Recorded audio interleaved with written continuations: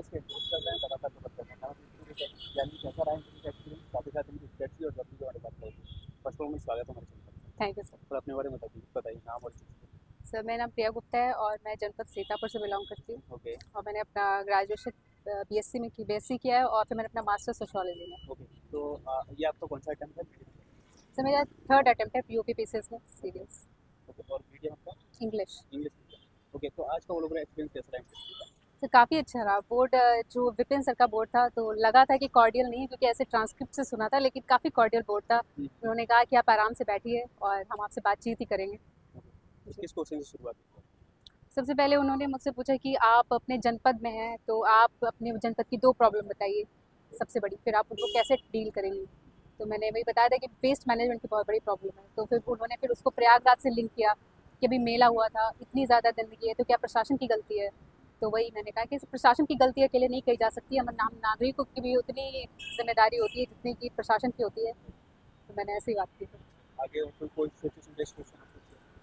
हाँ, उन्होंने सामने टेबल पे ग्लोब रखा हुआ था तो उन्होंने कहा ये जो आपको सबसे बाहर लेयर दिख रही है ये कौन सी है। तो उन्होंने हिंट नहीं दिया कि वो किस एस्पेक्ट में जानना चाहते हैं। तो फिर मैंने कहा सर क्रस्ट, तो उन्होंने कहा हाँ क्रस्ट है। इसके बाद की कौन सी लेयर है, तो मैंने कहा मेंटल, तो कहीं नहीं इसके बीच की भी कोई लेयर होती है। तो मैंने कहा एस्थेनोस्फेयर। तो उन्होंने कुछ हाँ या ना नहीं बोला, लेकिन उन्होंने फिर आगे बढ़ गया। तो उन्होंने कुंभ पर भी सवाल पूछे कि कुंभ जो मेला हुआ था वो क्यों होता है। तो मैंने बताया कि प्लानिटरी अलाइनमेंट से होता है कि जब शुक्र ग्रह और मंगल ग्रह, सॉरी मंगल नहीं, शुक्र ग्रह और चंद्रमा और सूर्य जब एक लाइन में होते हैं तो ऐसी चीज़ें होती हैं। और क्वेश्चन आपकी हॉबीज हैं तो क्या हॉबी से कुछ भी नहीं पूछा उन्होंने, आपका एकेडमिक बैकग्राउंड? कुछ भी नहीं पूछा उन्होंने। हाँ ये पूछा कि आपने सबसे आखिरी में क्या किया है। तो मैंने कहा सर मास्टर्स किया है सोशियोलॉजी से। तो उन्होंने कहा अच्छा आप समाजशास्त्री छात्रा हैं, तो आप ये बताइए कि जो बच्चे हैं अपने पेरेंट्स को छोड़ देते हैं फॉरेन में सेटल हो जाते हैं, तो आपका आपकी अगर आप एसडीएम हैं तो आप उन बच्चों के पास माँ बाप को छोड़ेंगे किसी ओल्ड एज होम में छोड़ेंगे।